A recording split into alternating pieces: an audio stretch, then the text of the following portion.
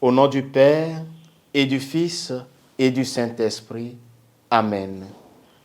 Esprit de Dieu, tu es Seigneur. C'est toi qui règnes sur nos cœurs. Ton souffle saint donne la vie. Ton feu d'amour nous purifie. Viens, Esprit de sainteté. Viens, Esprit de vérité. Viens, Esprit de charité. Viens nous recréer. Amen.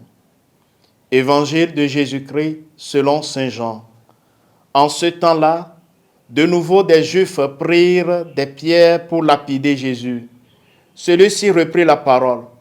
J'ai multiplié sous vos yeux les œuvres bonnes qui viennent du Père.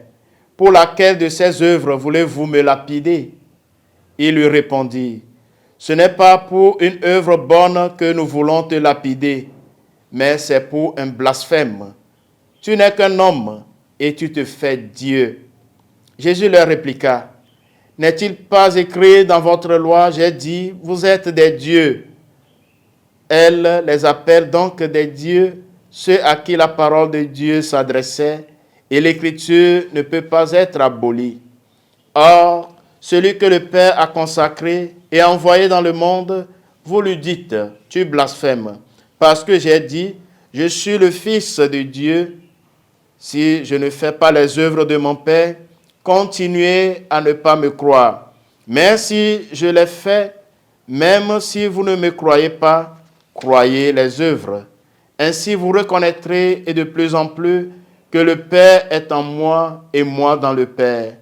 Eux cherchaient de nouveau à l'arrêter, mais il échappa à leurs mains.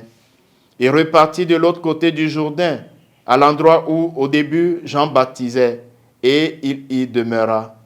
Beaucoup vinrent à lui en déclarant, Jean n'a pas accompli de signe, mais tout ce que Jean a dit de celui-ci était vrai. Et là, beaucoup crurent en lui. Acclamons la parole de Dieu.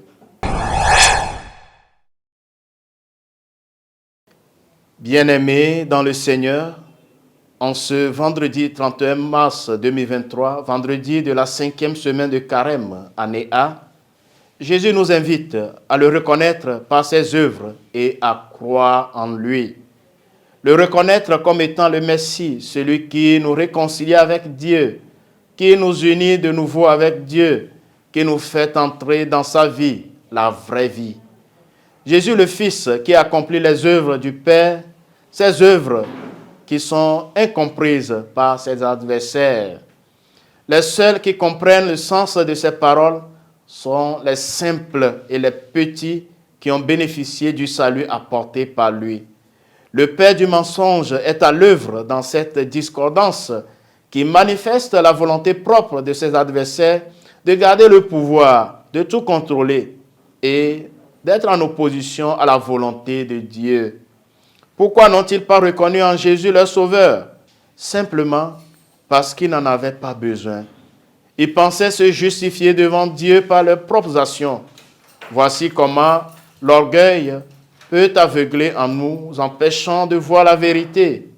L'humilité, en revanche, nous montre qui nous sommes, des créatures dépendantes de Dieu.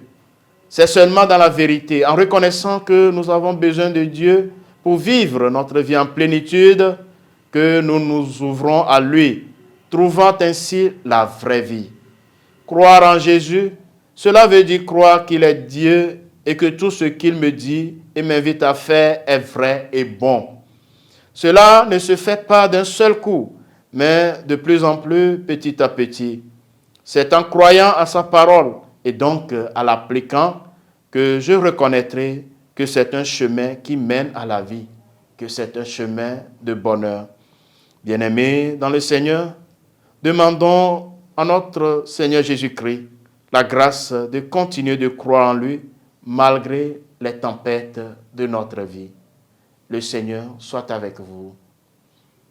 Que Dieu Tout-Puissant vous bénisse, le Père et le Fils et le Saint-Esprit.